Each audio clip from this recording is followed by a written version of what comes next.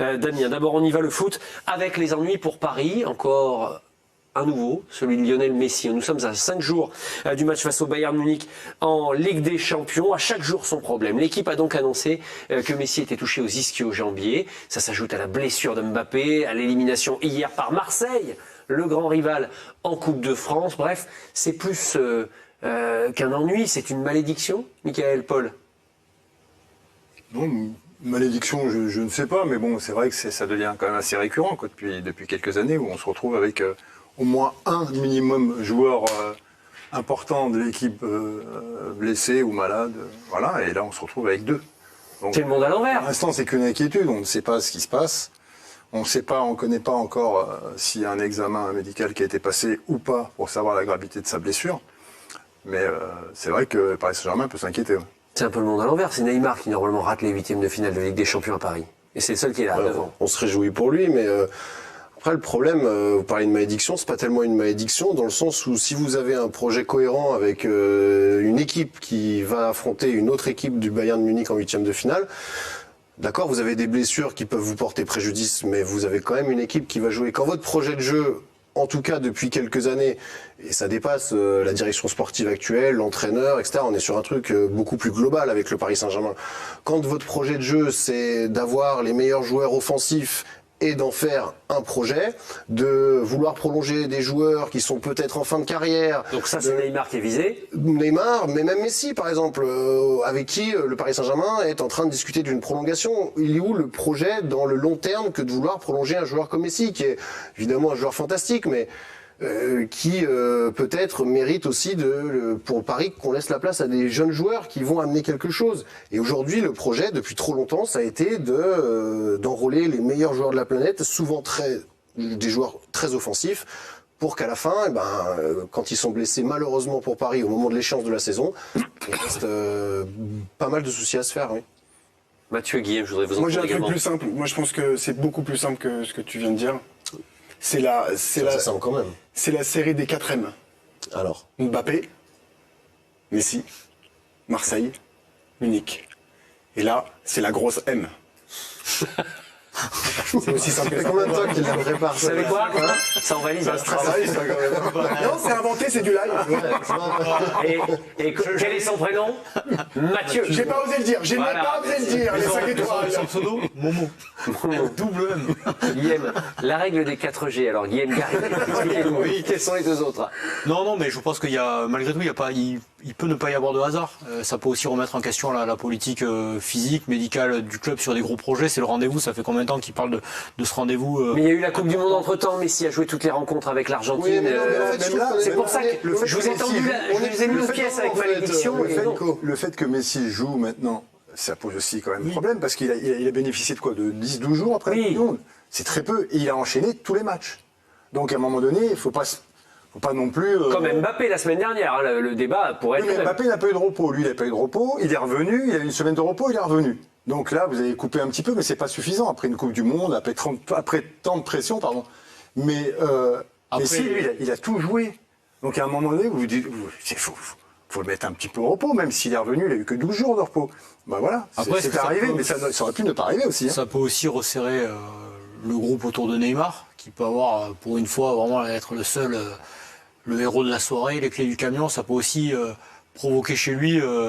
Après, on en parlait tout à l'heure quand même. On sait qu'il aime bien, quand même être le. Non, mais sur le match d'hier, la lumière. contre Marseille, on en parlait tout à l'heure. Le côté groupe, le côté cohésion, Oui, il y a eu une petite histoire un peu échauffourée.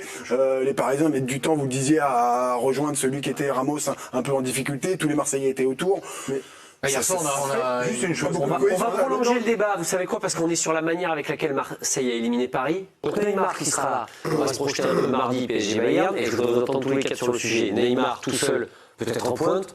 D'ailleurs, solution miracle ou ne rêvons pas? C'est là où je voulais en revenir, mais la seule année où vous avez été en finale, c'est quand il y a un moment donné Neymar qui a pris les choses en main, il est tout seul. Si je me rappelle bien. Hein. Oui, c'est 2020, mais après c'est le Final Four, c'est une autre configuration. Mais d'accord, mais ça n'empêche pas qu'il a pris les choses en main et c'est lui qui a fait la Final 8. Ouais, c'est lui qui avait été décisif. Donc voilà, moi je pense qu'on peut compter sur ce joueur s'il est dans un bon état d'esprit. Je vous montre quand même. Malheureusement, par exemple, un match comme hier, je pense qu'il n'était pas dans l'état d'esprit. Alors parlons d'état d'esprit, de capacité de Neymar. On s'est amusé à aller rechercher un petit peu les statistiques fortes de Neymar. En quoi fait-il la différence? Ses dribbles, prise de risque dans son jeu, les dribbles. Regardez depuis qu'il est arrivé ou quasiment à Paris l'évolution de Neymar. Saison par saison. Pour arriver à 2022-2023, voici le nombre de dribbles réussis.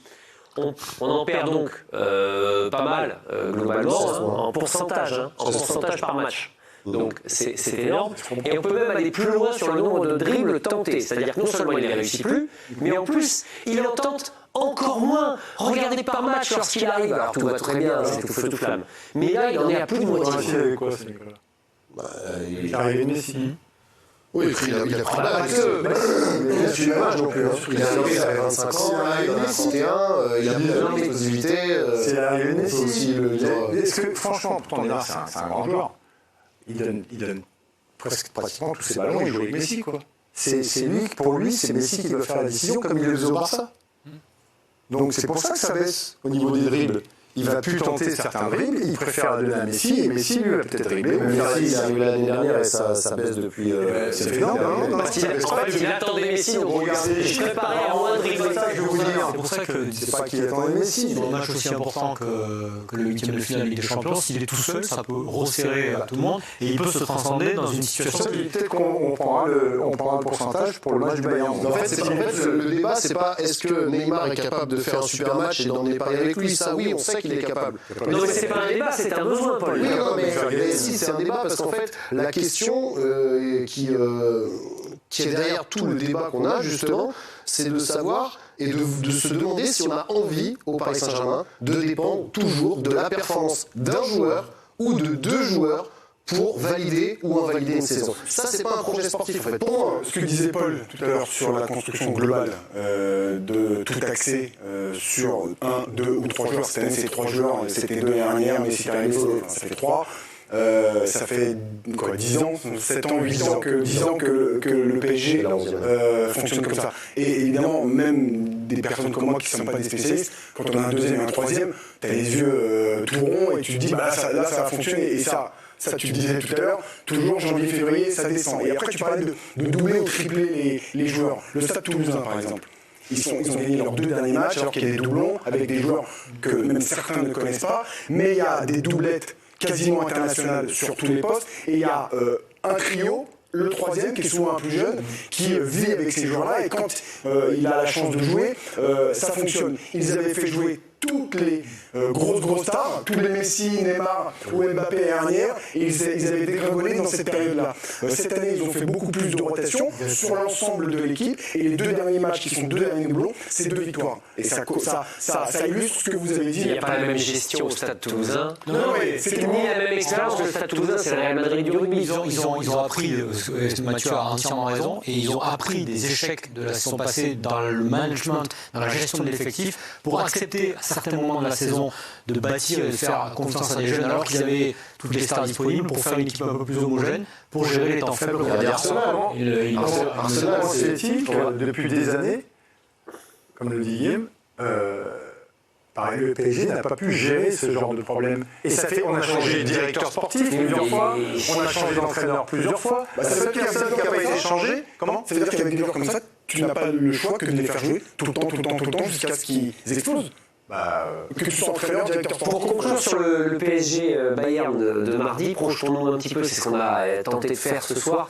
On vous a demandé, Paul et Mickaël, de nous préparer une équipe qui pourrait débuter le match mardi sur Canal. Paul, en premier. Alors moi déjà, je pars du principe que Messi va jouer, parce que pour l'instant, Léo Messi, c'est une incertitude. Il est forfait pour Monaco samedi, mais c'est une incertitude pour mardi. Donc je pars avec l'espoir qu'il va jouer et qu'il soit là. Bon là, il est pas là. Mais défense à 4. Attendez, on va tenter la modification quand même, parce que normalement, on a la... Je vous avais dit que Messi, pour moi, il jouerait. Et puis alors pour le coup, parce qu'on était juste avant l'émission, on va le rappeler, je vous ai demandé au moins 4 fois, et Mathieu Blin est témoin, et il m'a dit, mais pourquoi tu lui demandes autant ? C'est pas vrai du tout. C'est pas vrai du tout. C'était moi, c'est pas vrai. Voilà, regardez, c'est la bonne. Merci Faustine, Saïto Maguida et Daniel d'avoir réagi. Donc défense à 4. Ça bouge pas. Danilo, parce que pour l'instant c'est le meilleur parisien. Moi, mon vrai choix, c'est Zaïre Emery. Parce que je pense que Donc 16 ans titulaire week-end FFLG. voilà. Je pense, mais parce que, en fait, aujourd'hui, c'est le meilleur Parisien au milieu de terrain pour moi, de ses dernières sorties. Hier, il est rentré, il a montré ce qu'on voulait voir dans l'engagement, dans le fait d'avoir d'une responsabilité, du caractère, de la personnalité. Et Galtier, il y a quelques semaines en conférence de presse, quand on lui a demandé s'il pouvait commencer un match de Ligue 1, Zahir Emery, il a dit Zahir Emery, il peut commencer non seulement un match de Ligue 1, mais aussi un match de Ligue des Champions. Et moi, je pense que, vu l'estime que lui portent Galtier et les stars du PSG, parce que c'est ça qui compte. Et tout le foot français, parce que ça fait des années que c'est mon raison. Eux le connaissent beaucoup mieux que nous. Je pense que ça va être son gros coup et il va être titulaire. Et il va oser le mettre titulaire mardi. Michael, vous, votre compo, elle compte Messi ou pas? Non. Non, je vais préférer faire sans Messi, parce qu'il y a quand même certaines incertitudes. Donc voilà, j'ai composé un 11 un peu surprenant. Mais je trouve que c'est ce qui peut arriver mieux au Paris Saint-Germain à l'heure actuelle. Voilà. Donc qui vous mettez en attaque, Michael? Je vais mettre moi. Parce que à l'allure où il joue, je peux peut-être prendre la place de Messi. Donc, voilà. Ça va rajeunir tout le monde. Je trouvais que c'était sympa. FIFA Je 96. trouvais que c'était un petit clin d'œil sympa. Mais Honnêtement, voilà. c'est vrai que c'est sympa, c'est avec le sourire, Michael, mais ça illustre aussi les difficultés, parce que ce sera Hugo Étiqueté. Voilà, c'est qui remplacera Messi, bien sûr. Mais après, je ne sais pas si vous avez vu ma compo, j'ai opté pour une compo avec Bernat à gauche et Mendes un peu plus haut. Et Vitinha, je ne veux pas le mettre en 10 parce que j'y crois pas du tout. Mais par contre, renforcer un milieu de terrain qui est en difficulté depuis pas mal de temps, je trouve que ça peut être pas mal. Et peut-être la petite surprise, c'est Mendes qui va apporter le danger sur le côté gauche. Je trouve que ça peut être pas mal. Et puis moi qui vais concrétiser les passes de Neymar. Deux surprises dans le départ de Michael Madar. Il a fouté quand même. Franchement, Michael Madar, il est là. Le PSG Bayern, c'est mardi soir, 21h sur Canal+. Wesh les boutiques, j'espère que vous allez bien. Moi ça va pas. Messi incertain. Possiblement blessé. En tout cas, il va pas jouer contre Monaco. Et peut-être qu'il jouera pas contre le Bayern. Non mais là faut changer le nom. Là c'est plus Paris Saint-Germain, c'est Paris Malsain-Germain. Non mais il y a un truc malsain qui est là. Non mais on a besoin de prière, on a besoin de quelque chose. Il y a un truc malsain. À chaque fois qu'on veut avancer, il y a quelque chose qui va pas. Non mais sérieusement. Il y a quelque chose qui va pas, non.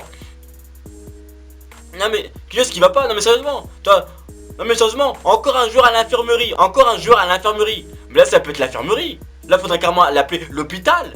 Non mais ça se remplit, ça fait que se remplir. Messi, Mbappé, Sanchez, Kipembe, ça fait que se remplir. Faudrait peut-être appeler l'hôpital. Non mais le staff et tous les kinés ils font quoi? Comment ça se fait qu'on a autant de blessés? Ils vont dire oui c'est la Coupe du Monde et tout, ils ont enchaîné les matchs. Même s'ils ont enchaîné les matchs, il y a d'autres joueurs, ils ont enchaîné les matchs, ils sont encore en forme. Mais je comprends pas, mais en même temps je comprends le mauvais match de Messi contre Marseille. Ah le mec il est pas à 100%, le mec il fait un match moyen. Maintenant je comprends, Tu vois, même moi je me disais mais comment ça se fait qu'il était pas gêné de perdre contre Marseille? Il était pas gêné parce qu'il ressentait déjà une gêne. Donc maintenant je comprends. Et c'est vrai que depuis qu'il est revenu de la Coupe du Monde et tout, il a enchaîné les matchs. Il a enchaîné le match, même contre Toulouse il a encore joué. À 34 ans, 35 ans, il faisait plus de matchs que Neymar. Non mais c'est incroyable. Les jeunes sont où pour prendre la relève? Faut pas oublier que le Messi c'est presque Lionel Papi. L'année dernière il avait du mal. Tu vois, là il revient, il gagne la Coupe du Monde. Mais limite, s'il veut, il arrête de jouer au football, il a tout gagné. Là, il joue pour notre plaisir à nous, pour nous faire plaisir. Donc, aidez-le un peu. Neymar qui est là, Messi enchaîne les matchs, le mec il enchaîne les boîtes de nuit, il enchaîne les repos. Et tout le temps, il se repose tout le temps. Là, contre Marseille, il revenait de blessure. Mais si c'était pour jouer comme ça, frère, fallait rester blessé. Oh non, mais fallait rester blessé, parce que à part un poteau, on n'a rien vu. T'as du mal à passer des mecs comme Chancel Bamba. Même avec un peu de chance t'arrives à le passer. Même avec un peu de chance, même moi je peux le passer. T'avais du mal à passer des mecs comme ça. Franchement, fallait rester blessé. Mais là le mec j'espère qu'il va se remettre en question. Parce qu'il est notre seul espoir. Franchement il est notre seul espoir que le Bayern. Parce que là, bon on se disait que oui pour remplacer Mbappé il y avait Ekitike. Bon c'est pas le même niveau mais bon. Voilà Ekitike. Mais là pour remplacer Messi, il y a qui? On va mettre qui? Solaire? Carlos Solaire? Ah non, vaut mieux jouer à 10 que mettre Carlos Soler, je vous le dis. Je vous le dis, il est mauvais ce mec.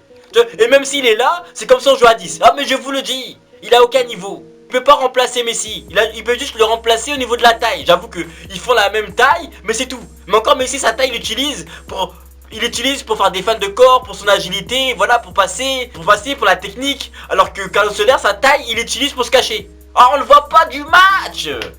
Le mec, il propose aucune solution. On le voit pas du match, aucun impact. On peut pas mettre Carlos Soler. Vaut mieux même mettre Hakimi, attaquant droit, que Carlos Soler. Et mettre un jeune arrière droit. Vaut mieux même. Franchement. Et là, pour une fois, je suis d'accord avec Galtier. Il faut tenter de nouveaux dispositifs. Ah, vaut mieux même jouer en 4-4-2 ou en 3-5-2. T'as ces formations qu'il voulait essayer. Le problème, c'est que je les essayais déjà en janvier. Je sais pas si tu voyais déjà les blessures. Ah, peut-être que Galtier était déjà un visionnaire en fait. Je sais pas s'il voyait déjà les blessures.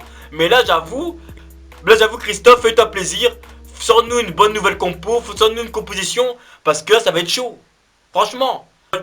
Franchement, moi je vois juste peut-être un 4-4-2 avec devant Neymar et Ekitike. Y'a que ça. Ou peut-être un 3-5-2, Neymar Ekitike, mais Hakimi à droite, Mendes qui monte.